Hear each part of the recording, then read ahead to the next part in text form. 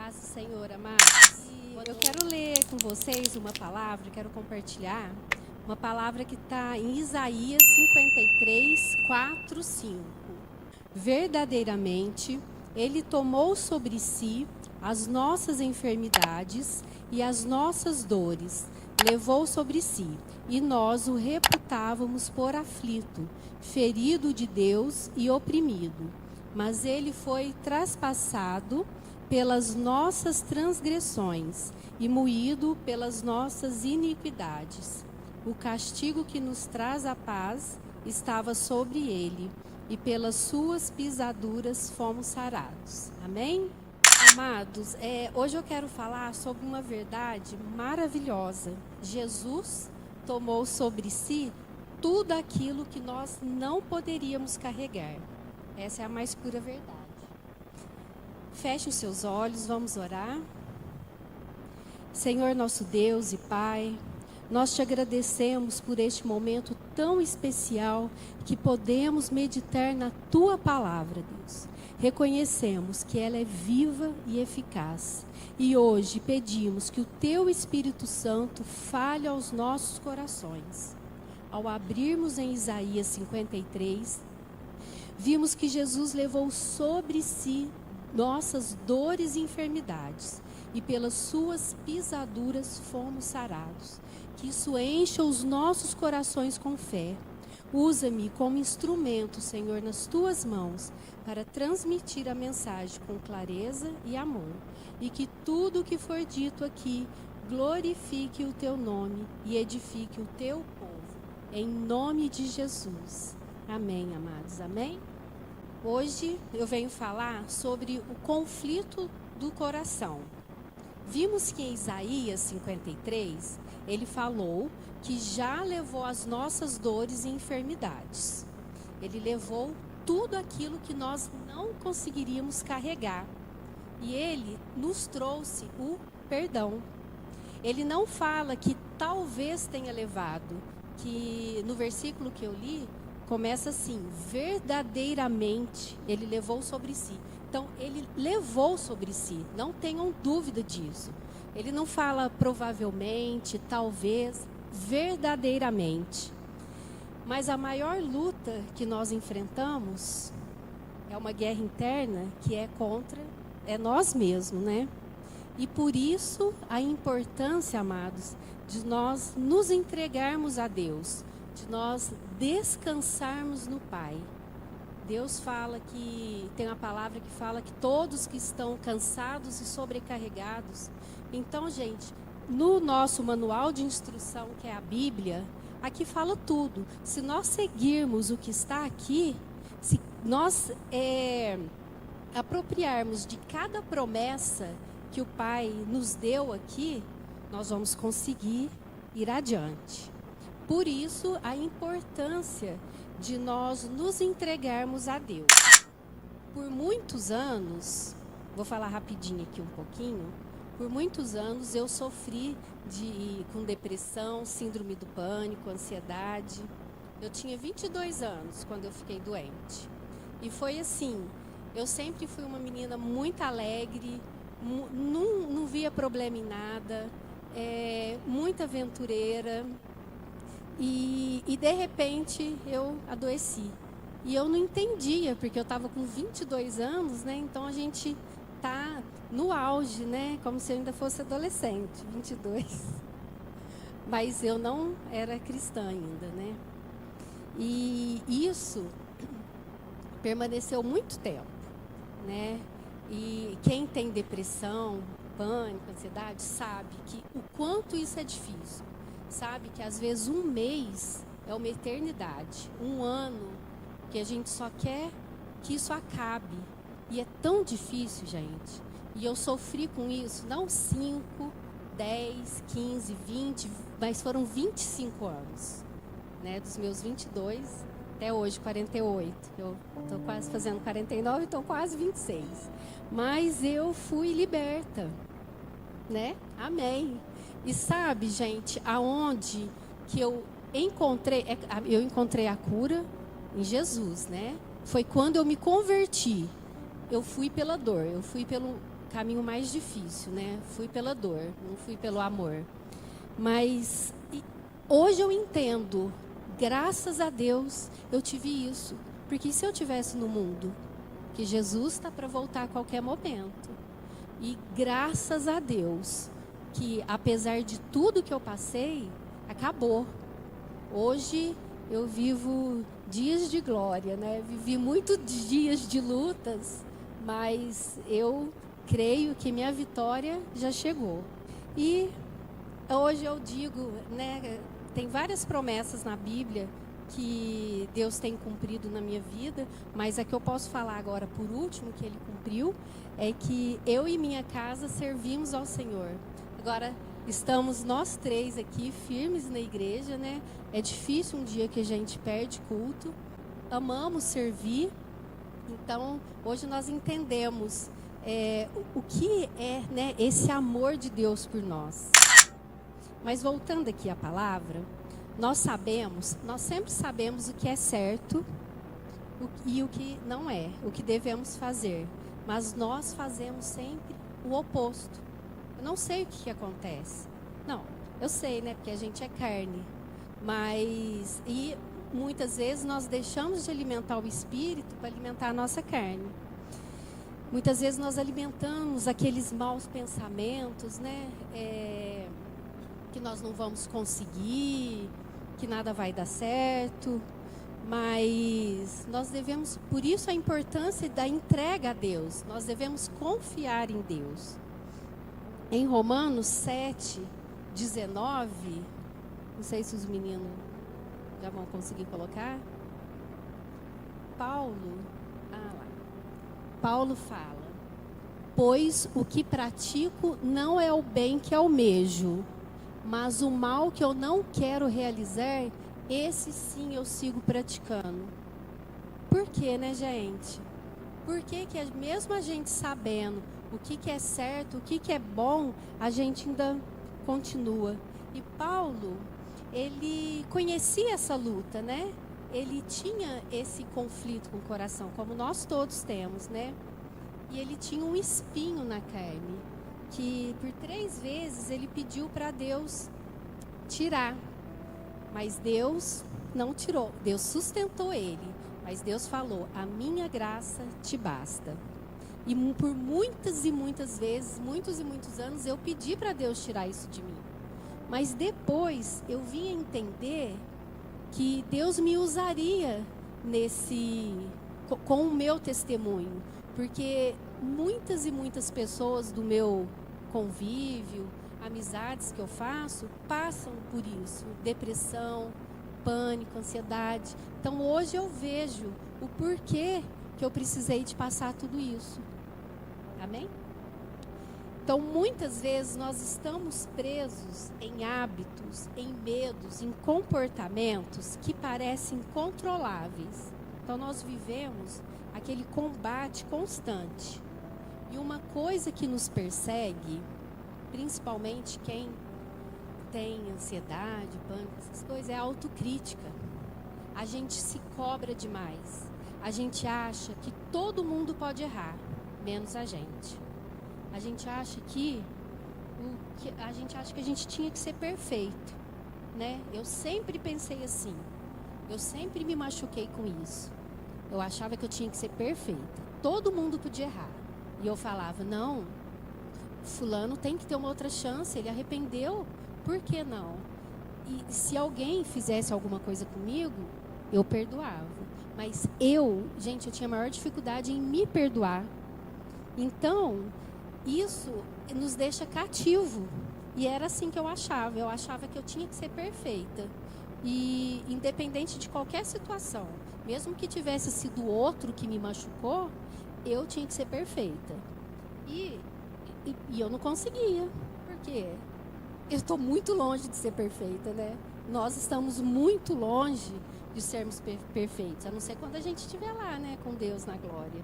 Aí nós vamos ser perfeitos. E Paulo clamava em Romanos 7, 24. Miserável ser humano que sou, quem me libertará deste corpo de morte? E ele mesmo responde essa pergunta em Romanos 7, 25. Graças a Deus por Jesus Cristo, nosso Senhor. Então, gente, graças a Deus, né? Então, a nossa transformação, ela vem de nos rendermos a Cristo. Quando nós passamos a depositar toda a nossa confiança em Deus, porque isso agrada a Deus. Deus se agrada de ver que nós estamos na dependência dEle. Então, eu entendi que através da minha luta e do meu espinho, eu iria ajudar muitas pessoas. E hoje eu agradeço a Deus, porque é muito bom, né? A gente ajudar, servir, a gente poder orar pelo próximo, dar uma palavra, né? Que tanta gente hoje sofrendo com esse mal, né? Nossa, quantas pessoas chegam até mim comentando que não está bem, ou às vezes manda mensagem pedindo oração. Isso é muito triste, gente. É muito triste. Só quem passa que sabe, né, o que é. Então Deus nos chama a reconhecer a nossa fraqueza, entregar a nossa luta a Ele. Ele fala, né, vinde a mim todos que estão cansados, sobrecarregados. Então, Ele não faz acepção de pessoas. Só você vem a mim. Não, vinde a mim todos. Gente, Jesus está aqui para todos. Não importa qual é o seu problema. Ele quer que nós estejamos vivendo na dependência da graça. E Paulo experimenta essa mudança quando ele fala em 2 Coríntios 12:10. Por esse motivo, por amor de Cristo, posso ser feliz nas fraquezas, nas ofensas, nas necessidades, nas perseguições, nas angústias, porquanto quando estou enfraquecida é que eu sou forte. Então, quando nós, gente, reconhecemos a nossa fraqueza, a força de Deus se manifesta em nós. Deus, Ele não espera, né, como eu falei, Ele não espera que nós sejamos perfeitos, mas que nós sejamos honestos com Ele. Pois a nossa verdadeira força vem da graça e do poder de Deus. Não justifique o seu pecado. O pecado, gente, é para ser confessado. Eu tinha mania de justificar, como a gente é autocrítico, né? A gente se pune, aí, para amenizar, eu justificava. Em vez de eu ir e confessar, não, eu justificava. Sabe aqueles pecadinhos que a gente tem de estimação? Eu não estou falando, quando eu falo assim de confessarmos, tudo, não é esses pecadão, não, que eu estou falando, é esses mínimos pecadinhos, esses de estimação que a gente tem costume de fazer. Isso afasta Jesus de nós, isso impede que Deus derrame a graça dele sobre nós, né? Então, nós devemos confessar sim o nosso pecado. Eu às vezes ficava justificando, por quê? Porque eu não queria agradar a Deus, mas sem saber que eu estava fazendo pior. Eu pecava 2 vezes, porque eu não confessava e porque eu desagradava. E quando eu falo assim, pecadinho de estimação, são coisas às vezes que estão no nosso dia a dia e a gente nem percebe. Por exemplo, procrastinar, né? Às vezes eu fico procrastinando, mexendo no celular, sendo que eu tinha outras coisas para fazer, que eu tinha deveres para fazer, que eu tinha que estar lá lendo a Bíblia, estudando, e eu estou mexendo no celular. Isso é pecado, isso é um pecado. Então nós temos que confessar. Às vezes é coisa que a gente acha que não tem nada a ver, mas tem, né? Por exemplo, eu sou muito do doce. Então, se eu compro uma caixa de bombom, por exemplo, em vez de eu comer 1, 2 chocolates, não, eu já como a caixa, né? E não deixo para ninguém, já como tudo. A Coca era assim lá em casa, né? Comprava, coitado, eles nem bebiam, porque eu tive que fazer um jejum. Eu fiz faz uns 8 anos, nunca mais bebi refrigerante. Então agora o chocolate eu ainda não consegui, né? Mas vou conseguir também. Então são esses pequenos detalhes, são esses pequenos pecados que nos afastam e que nos impede. Então o pecado, gente, ele está aqui para ser confessado. Porque quando nós confessamos nossos pecados, nós podemos estar no melhor lugar que nós podemos estar, que é no centro da vontade de Deus. Então, em Cristo, nós encontramos força, graça e direção. Ele transforma as nossas fraquezas em vitórias. Muitas vezes o conflito do nosso coração nos leva àqueles cantos da nossa alma que nós queremos evitar, que é quando nós deixamos de confessar o pecado. Nós não queremos nem falar. A gente não quer nem falar no pecado, né?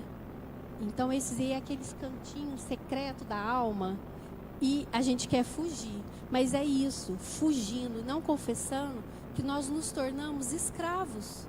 Nós nos tornamos escravos, porque o pecado ele tem que ser confessado, abandonado e, né, que a gente tem que deixar de fazer. Então, por que nós não confessamos? Se quem não poderia saber dos nossos pecados já sabe, que é Deus. Deus sabe tudo. Deus vê tudo. Antes mesmo de nós fazermos, às vezes nós nem pensamos, Deus já sabe que nós vamos pecar. Então, se Ele já sabe, por que nós não abrimos a boca e confessamos? Né? Porque é isso que vai trazer, é isso que vai fazer nos libertar. Porque quem não poderia saber já sabe, que é Deus.